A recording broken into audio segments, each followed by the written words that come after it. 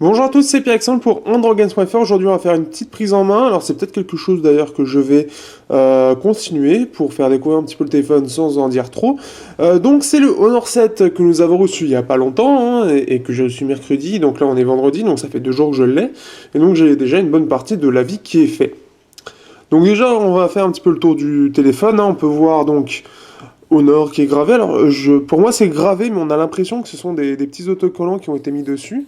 Ensuite, on a le capteur d'empreinte qui est génial, qui est vraiment, qui est super réactif et tout. D'ailleurs, je pose mon doigt ici, il est dérouillé, donc c'est pas mal du tout. Le bouton aussi, c'est pas mal. Prise jack, j'ai pas encore testé l'infrarouge, mais bon, c'est classique. L'appareil photo, je l'ai un petit peu testé. J'ai pas tout fait encore, un peu vite fait les HP, enfin les HP pour haut-parleur. Mais en tout cas, déjà, il a une très bonne gueule, je trouve. Peut-être un petit peu lourd. C'est un petit peu le reproche, j'ai l'impression. Je trouve que face là, donc le Moto X, je trouve qu'il est un petit peu plus léger.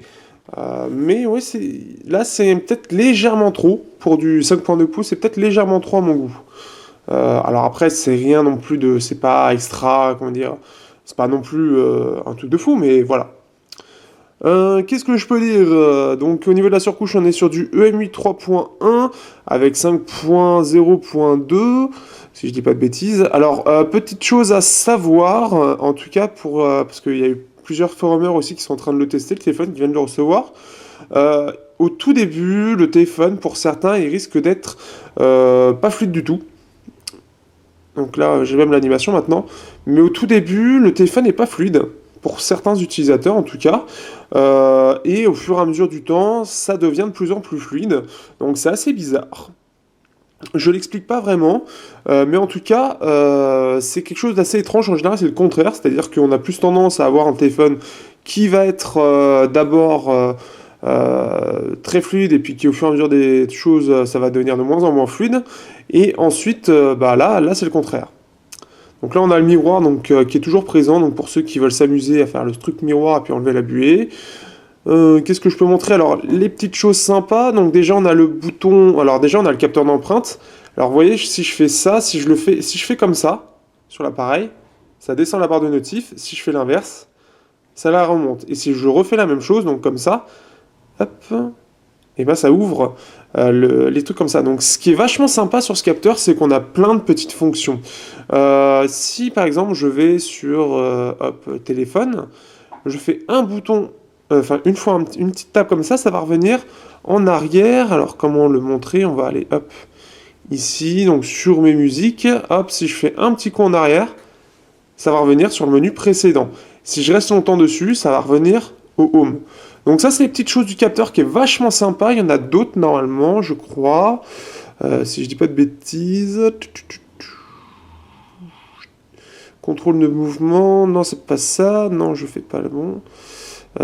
C'est touche intelligente. Non, ça c'est celui-là à côté. Non, c'est ID Imprint Digital. Donc voilà, on a le retour. On a retour à l'écran d'accueil en appuyant. Depuis l'écran Viewfinder, toucher et maintenir le capteur d'empreinte digitale permet de prendre une photo ou de réaliser une vidéo. Et j'ai ma lampe qui se casse la gueule, mais comme c'est une preview, ça change un petit peu. J'ai envie de faire un petit peu plus à l'arrache, on va dire. On peut faire prise d'appel, on peut aussi annuler une alarme. Donc c'est sympa pour ceux qui ont le téléphone comme ça, en fait, le matin. Vous appuyez sur le bouton capteur d'empreinte et ça l'arrête. Ensuite, effleurer. Donc si vous effleurez, donc comme je l'ai fait moi, hop, ça fait comme ça. Donc c'est voilà, et afficher le panneau de notification donc en haut et en bas. Petite chose qui n'a pas été utilisée, alors je sais pas si c'est normal, mais sur faire comme ça en fait, donc autant comme ça réagit, faire comme ça on n'a pas de fonction. Alors peut-être dans les prochaines mises à jour. Sinon on peut voir ici que c'est fluide, alors comme on peut voir aussi le thème est interactif, alors c'est un thème spécifique, il faut savoir qu'on a plusieurs thèmes, pour l'instant on en a que 6, mais on a plusieurs thèmes, mais en tout cas celui-là ce que j'aime bien c'est le côté, voilà, on a le thème au fond qui réagit. Donc là, on peut voir, si je fais comme ça, on peut voir derrière que ça défile. Donc ça, c'est plutôt sympa. Au niveau de l'appareil photo, et on va terminer quasiment là-dessus, on va dire. Hop. Appareil photo, donc j'ai pris quelques photos. Alors j'ai remarqué que le téléphone... Alors non, celle-ci elle est dégueulasse comme photo. C'est peut-être celle-ci qui est plutôt pas mal. Ouais, elle est plutôt pas mal celle-là. Mais le problème c'est que ça a tendance un peu à blanchir les photos en fait. Normalement, je vais y arriver. Normalement, la photo, en fait, le soleil était censé être plutôt jaune. En fait, j'ai fait un petit comparatif avec le Redmi Note.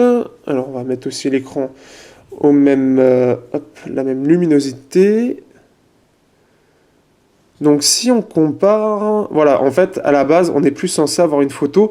Le soleil était plus comme ça, donc on a quand même une sacrée différence.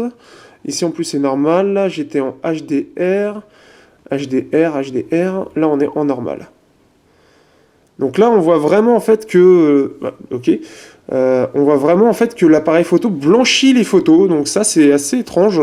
Alors il faut savoir que je crois qu'il y en a d'autres qui font ça. J'ai fait aussi voilà, un peu de macro aussi, on peut voir quelques différences. L'écran c'est de l'IPS Neo, c'est plutôt pas mal. Chose qui est un peu bizarre, c'est que pour l'instant je n'ai rien vu. Alors est-ce qu'il va reprendre le blanc? Là, bon. Au niveau de l'écran, en fait, normalement, on avait Touch Plus sur l'Honor 6, c'est-à-dire qu'on pouvait mettre un film de protection. D'ailleurs, on a un de base. Je pense qu'il avait été fourni, nous, il a été posé de base. En fait, on a un écran normalement, un film de protection avec des touches sensitives qui sont normalement possibles de mettre, mais là, sur la ROM que l'on a ici, il n'y a pas du tout, il n'y a rien en fait là-dessus. On n'a pas possibilité de mettre de touches sensitives, ça arrivera peut-être plus tard dans une future mise à jour. On va parler un petit peu de la touche intelligente pour terminer, pour faire découvrir un petit peu. La touche intelligente, donc c'est cette petite touche ici qui nous permet en fait d'avoir une fonctionnalité supplémentaire en plus du capteur d'empreinte et ce qu'il ajoute déjà. Donc ça, j'ai trouvé que c'était vraiment une bonne idée puisque, par exemple, alors là j'ai pas mis les trucs que j'avais au départ, j'ai mis d'autres choses. Donc touche, non, contrôle par mouvement, non. Il faut savoir qu'aussi on a le double tap. Petite chose à savoir, on a double tap, il faut juste l'activer ici, hein. Donc attention, n'oubliez pas, donc pour le déverrouiller, si vous voulez, en double tap. Donc là, par exemple, avec la touche intelligente, donc on peut associer avec ce bouton-là trois fonctions. Alors soit ici, donc en appuyé, ça fait capture d'écran, appuyer deux fois, ça ouvre Chrome, par exemple, ou garder appuyé, gestionnaire de tâches. Il faut savoir qu'on peut avoir plusieurs choses, soit on ouvre une application, soit on a des raccourcis, donc prise de vue rapide, enregistrement, lampe torche, capture d'écran. Donc voilà comment ça se présente. Donc là, une petite capture d'écran. Si j'appuie deux fois, ça va m'ouvrir donc Chrome, et si je reste appuyé, ça va m'ouvrir donc mon gestionnaire de page. Donc un petit peu long, j'avais vidé le cache, donc là il me met un bel écran blanc, mais voilà, ça arrive. Donc voilà ce que ça donne, c'est plutôt sympa. D'ailleurs, je tiens à dire quand même qu'on a dépassé les 400 mentions j'aime sur notre Facebook, et qu'il y a un petit test qui est sorti. Donc voilà, ça permet un peu de découvrir ce petit téléphone, les petites fonctions supplémentaires, la photo et le design. Design qu'on peut mettre... alors si je le mets avec un Moto X qui est plutôt bien optimisé, pour terminer bien ce petit truc, voilà, donc on a le même type d'écran. Par contre, alors ce qui est assez marrant, c'est que le Honor fait un peu plus massif, alors qu'il fait la même taille, sauf en hauteur, mais il fait plus massif. On dirait qu'il y a un écran plus grand, mais comme vous pouvez voir, alors le truc que j'aime pas du tout, c'est... Alors, en noir, ça se verrait pas, mais en blanc, c'est hyper voyant. C'est justement, en fait, cette bande noire qu'on a tout autour de l'écran, et je sais pas du tout pourquoi il y a ça, en fait. Donc, si jamais quelqu'un qui a la réponse là-dessus, parce que c'est vrai que on commence à le voir sur certains téléphones. Il y avait par exemple sur le 6 Plus, il y a sur celui-là, j'ai vu sur le Oppo R5 qui avait un écran AMOLED, pourtant sur le S4, etc., on n'a pas ce souci-là. Donc, si quelqu'un a la réponse là-dessus, je veux bien. Ça pourrait m'éclairer les lanternes et éclairer ceux qui suivent la vidéo. Donc pourtant voilà, donc là comme ça on dirait qu'il a un écran plus grand alors que c'est le même type d'écran. Si on les met côte à côte, donc on peut voir qu'il est effectivement plus grand et qu'il est aussi large. Pourtant on dirait pas, hein. Comme ça on dirait pas du tout. Alors je suppose que c'est le fait que sur les côtés de l'écran du Moto X, alors je sais pas si ça se voit à l'écran, mais comme c'est un petit peu incurvé, ça fait un petit peu style, c'est moins grand. Donc voilà, au niveau... D'ailleurs, ça fait à peu près au niveau des bordures, donc c'est aussi borderless que le Moto X, donc c'est très correct. Et au niveau... donc là, la différence, c'est que c'est pas incurvé. Mais en tout cas, en design, ça va être un peu plus imposant. Par contre, ici, les deux sont super classe, hein. Autant ici, on a du bois, donc là, c'est le mot rond de Motorola, le fait que ce soit rond, c'est un peu chelou. Mais l'Honor fait vraiment... Il impose, je trouve. C'est vraiment le mot qui lui convient, c'est qu'il impose. Et bien sûr, comme d'habitude, ouais, plein de traces de doigts. Bon, c'est le film de protection qui fait aussi ça. Donc sur ce, à bientôt pour le test. On va essayer de pas trop traîner là-dessus. Il y a d'autres tests qui vont arriver, notamment un autre qui est juste là.